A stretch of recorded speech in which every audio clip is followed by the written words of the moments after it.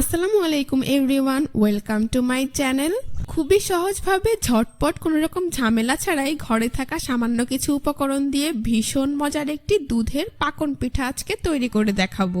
এই পিঠাটা তৈরি করা যতটা সহজ, দেখতে কিন্তু হয় অনেক বেশি সুন্দর আর খেতেও নরম এবং তুলতুলে, মুখে দিলেই মিলিয়ে যাবে। একবার তৈরি করে দিলে অতিথি আপ্যায়নে কিংবা পরিবারের বড় থেকে ছোট সকলেই খুবই পছন্দ করবে। তো আর কথা বাড়াচ্ছি না, চলুন সহজ এবং মজাদার এই পিঠার রেসিপিটি দেখে নিচ্ছি। এই রেসিপিটি তৈরি করার জন্য প্রথমে চুলায় একটি কড়াইয়ে আমি প্রায় 2 কাপ পরিমাণ পানি দিয়ে দিচ্ছি। তারপর এর মধ্যে দিয়ে দিচ্ছি 1 চা চামচ পরিমাণ লবণ। এইবার লবণটাকে পানির সাথে খুব ভালোভাবে মিশিয়ে নিচ্ছি। চুলার আঁচ হাইতে রেখে পানিটা ফুটা পর্যন্ত অপেক্ষা করতে হবে। তো দেখতেই পাচ্ছেন পানিটা ফুটতে শুরু করেছে। ঠিক এই পর্যায়ে আমি চুলার আঁচ লোতে করে দিব। তারপর এর মধ্যে 2 কাপ পরিমাণ ময়দা দিয়ে দিচ্ছি। আপনারা চাইলে এখানে আটাও ব্যবহার করতে পারবেন। এখন ময়দাটাকে গরম পানির সাথে এইভাবে মিশিয়ে খুব ভালোভাবে একটি ডো তৈরি করে নেব। নর্মাল সেদ্ধ রুটি তৈরির জন্য আমরা আগে যেভাবে আটার কাই তৈরি করে নিই, ঠিক সেভাবে এখানে আমি ময়দার কাইটা তৈরি করে নেব। আশা করি আপনারা দেখেই বুঝতে পারছেন। খেয়াল রাখতে হবে যেন ময়দাটা ভালোভাবে সেদ্ধ হয়, তাহলে পিঠাগুলো পারফেক্ট হবে। তো দেখতেই পাচ্ছেন কাইটা কিন্তু আমার তৈরি করা হয়ে গিয়েছে। এখন চুলা বন্ধ করে একটি ঢাকনা দিয়ে ঢেকে এটাকে এভাবেই রেস্টে রেখে দেব 5 মিনিটের জন্য। এতে করে ময়দাটা ভালোভাবে সেট হয়ে যাবে। তো ফিরে এলাম 5 মিনিট পর, ঢাকনা সরিয়ে নিচ্ছি। দেখতেই পাচ্ছেন আমার ময়দা পারফেক্টলি সেট হয়ে গিয়েছে। এখন এটাকে আরো কিছুক্ষণ নেড়ে চেড়ে খুব ভালোভাবে মিশিয়ে একটি মিক্সিং বলে নিয়ে নিচ্ছি। পুরোপুরি ঠান্ডা করা যাবে না, হালকা গরম থাকা অবস্থায় এটাকে মিক্সিং বলে নিয়ে খুব ভালোভাবে মথে নিতে হবে। এই কাইটা খুব বেশি ঠান্ডা হয়ে গেলে তখন কিন্তু পিঠার শেপটা পারফেক্ট আসবে না। তো কিছুটা গরম থাকা অবস্থাতেই আমি হাত দিয়ে খুব ভালোভাবে এই ময়দার কাইটাকে মথে নিচ্ছি। 5 থেকে 10 মিনিট সময় নিয়ে এভাবে মথে নিলেই দেখতে পাবেন কাই অনেকটাই মসৃণ হয়ে গিয়েছে। তো ময়দার এই কাইটাকে খুব ভালোভাবে এইভাবে মেখে আমি ডোয়ের মতো শেপ দিয়ে দিয়েছি। এখন অন্য একটি ছোট বাটিতে আমি একটি ডিম নিয়ে নিয়েছি। এইবার একটি কাঁটা চামচ দিয়ে ডিমটাকে খুব ভালোভাবে ফেটিয়ে নিচ্ছি। ডিম ফেটানো হয়ে গেলে এবার এই ফেটানো ডিম থেকে অর্ধেকটা আমি এর মধ্যে দিয়ে দিচ্ছি। পুরো ডিমটা দেওয়ার প্রয়োজন নেই, অর্ধেকটা দিলেই চলবে। এখানে ডিমটা অবশ্যই দিতে হবে, এতে করে নাস্তাটা খেতে কিন্তু অনেক বেশি মজার হবে। তো ডিমটা আমি এই ময়দার ডোয়ের সাথে খুব ভালোভাবে মিশিয়ে নিচ্ছি। এখানেও কিছুটা সময় নিয়ে ডিম ডোয়ের সাথে মিশিয়ে নিতে হবে। ডোটা যতটা মসৃণ হবে পিঠাগুলো ততটা পারফেক্ট হবে।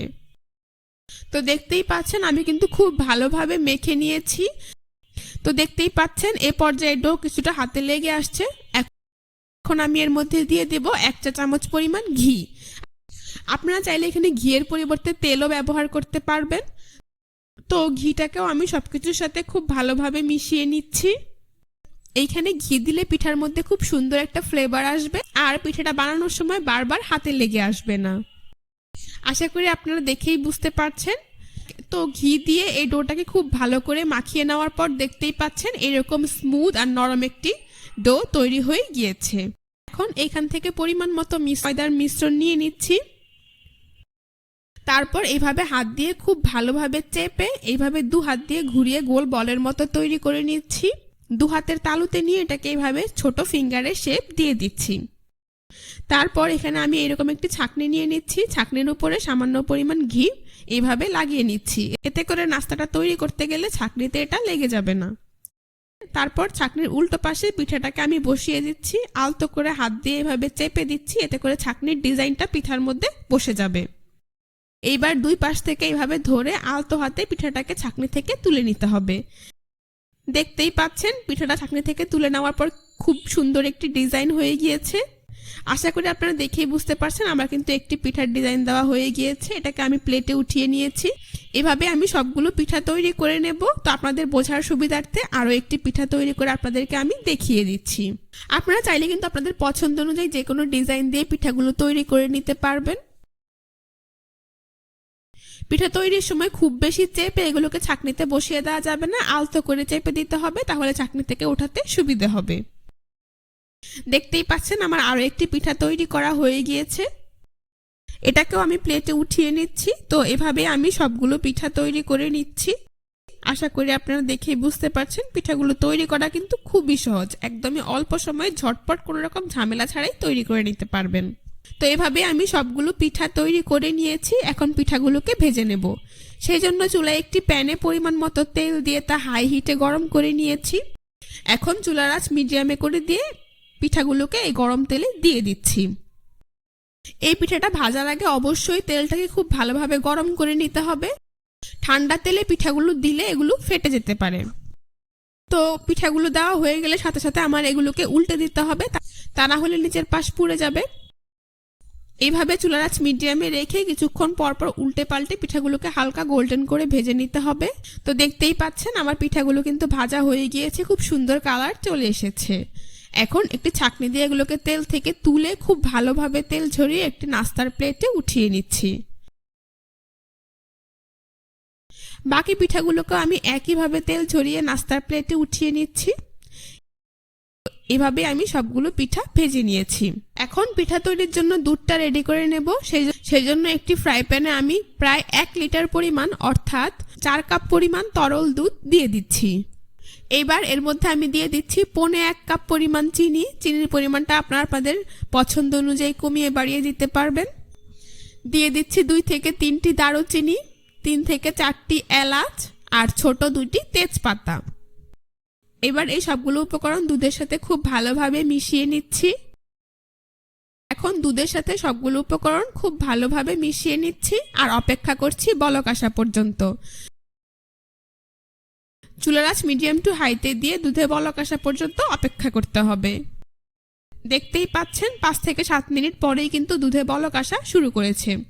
এ পর্যায়ে আবারও সবগুলো উপকরণ একসাথে খুব ভালোভাবে মিশিয়ে নিচ্ছি। তারপর আরো 2 থেকে 3 মিনিটের মতো দুধটাকে এভাবেই জাল করে নিচ্ছি। দুধটাকে আবার খুব বেশি জাল করে ঘন করে কমিয়ে ফেলা যাবে না, মোটামুটি 2 থেকে 3টি বলক আসলেই চুলা বন্ধ করে দিতে হবে। দেখতেই পাচ্ছেন দুধ ভালোভাবে জাল করা হয়ে গিয়েছে, এখন চুলা বন্ধ করে দিচ্ছি। তারপর এর মধ্যে ভেজে রাখা পিঠাগুলো দিয়ে দিচ্ছি।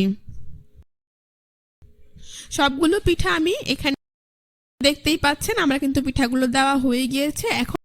এখন একটি চামচ দিয়ে আমি পিঠাগুলোকে দুধের মধ্যে এভাবে ডিপ করে নিচ্ছি। কিছুক্ষণ পর 2-1 বার উল্টে পাল্টে দিচ্ছি।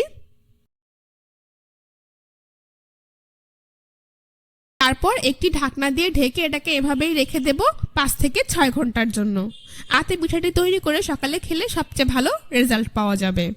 তো 5 ঘন্টা পর আমি ঢাকনাটা উঠিয়ে নিচ্ছি। দেখতেই পাচ্ছেন পিঠাটা কিন্তু অনেকটাই ফুলে গিয়েছে, দুধের রসটা পিঠার মধ্যে খুব ভালোভাবে ঢুকে গিয়েছে।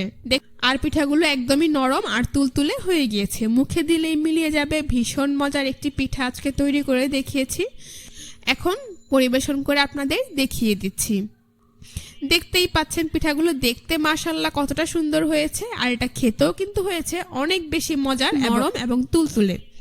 শীতের সকালে অথবা বিকেলের নাস্তায় হঠাৎ অতিথি আপ্যায়নে আপনারা ঝটপট কোনো রকম ঝামেলা ছাড়াই দুধের এই পাকন পিঠাটা তৈরি করে দিতে পারেন।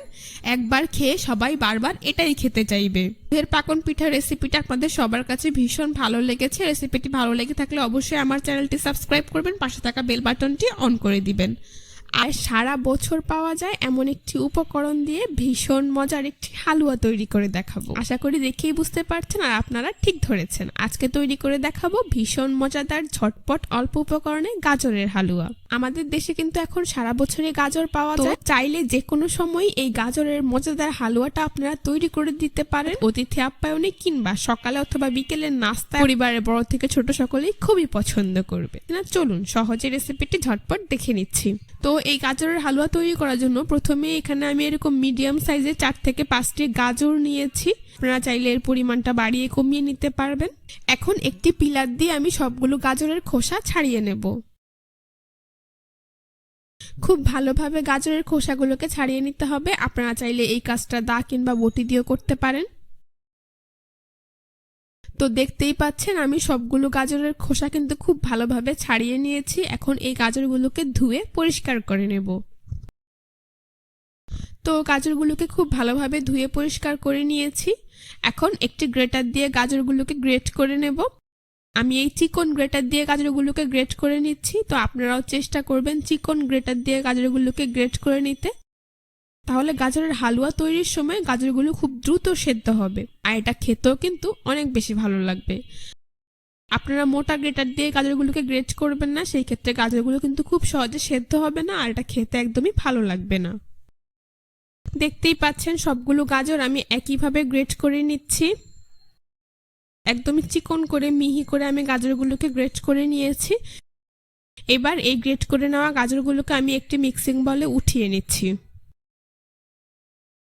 তারপর সরাসরি মূল রান্নায় চলে যাচ্ছি। সেই জন্য চুলায় একটি প্যান বসিয়ে তাতে প্রায় 2 টেবিল চামচ পরিমাণ ঘি দিয়ে দিচ্ছি। কোনো ধরনের হালুয়াতে কিন্তু ঘিটা দিলে ফ্লেভারটা অনেকটাই বেড়ে যাবে। তো ঘিটা গলে গেলে এরপরে আমি এর মধ্যে দিয়ে দিচ্ছি 3টি আস্ত এলাচ। আপনারা চাইলে এলাচের গুঁড়ো দিতে পারবেন। এবার আমি গ্রেট করে রাখা গাজরগুলো এখানে দিয়ে দিচ্ছি। চুলার আঁচ মিডিয়াম টু লোতে রেখে মোটামুটি 7 থেকে 10 মিনিটের মতো সময় নিয়ে গাজরটাকে ঘিয়ে খুব ভালোভাবে ভেজে নেব। আপনারাও কিছুটা সময় নিয়ে এভাবে অনবরত নেড়ে চেড়ে গাজরটাকে ভেজে নেবেন যতক্ষণ পর্যন্ত না গাজরের কাঁচা গন্ধটা চলে যায়। তো দেখতেই পাচ্ছেন মোটামুটি 7 থেকে 10 মিনিট সময় নিয়ে আমি গাজরটাকে খুব ভালোভাবে ভেজে নিয়েছি। গাজর থেকে কিন্তু কিছুটা পানি বের হবে, সেটা ভাজার পরে অলরেডি পানিটা চলে গিয়েছে। আশা করি আপনারা দেখেই বুঝতে পারছেন। আবার খুব বেশি সময় নিয়ে এটাকে ভেজে পুড়িয়ে ফেলা যাবে না, সেটা কিন্তু খেতে একদমই ভালো লাগবে না।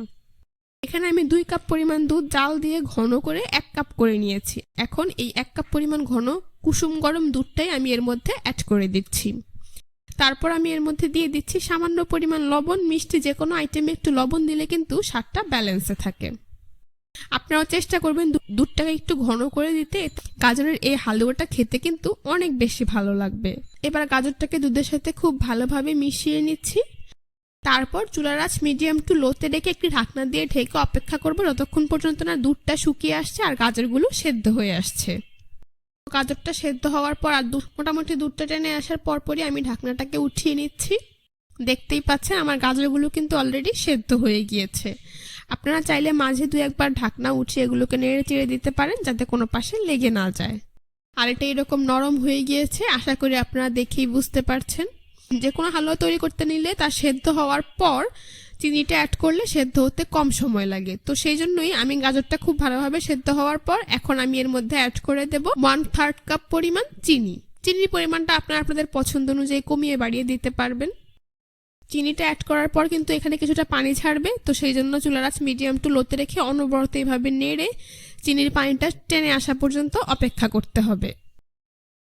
অবশ্যই গাজরের হালুয়াটাকে এইভাবে অনবরত নাড়তে হবে, তা না হলে এটা নিচে দিয়ে কিংবা যে কোনো পাশে লেগে যেতে পারে, সেই ক্ষেত্রে হালুয়াটা খেতে একদমই ভালো লাগবে না।